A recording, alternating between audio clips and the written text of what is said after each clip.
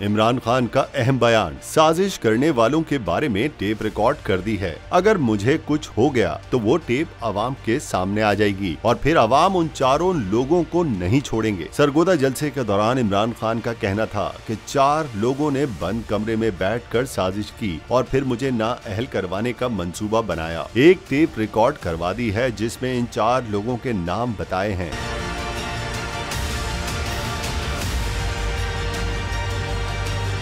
Chairman Tehreek Insaf Imran Khan ने कहा कि अमेरिका को चेरी ब्लॉसम जूते पॉलिश करने वाला चाहिए था। डीजल तो पहले ही तैयार बैठा था। मुल्क की सबसे बड़ी बीमारी जरदारी है। जरदारी नोट देखकर उसकी मूछें ऊपर नीचे जाना शुरू हो जाती हैं। जरदारी से चला जाता नहीं, लेकिन पैसे के पीछे जान देने को तैयार है।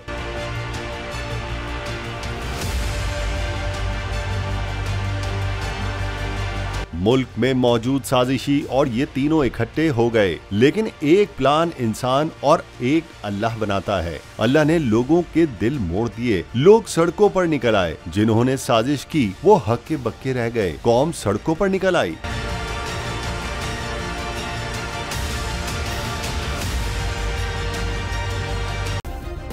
सब्सक्राइब करें और बेल दबाएं ताकि कोई खबर रह न जाए।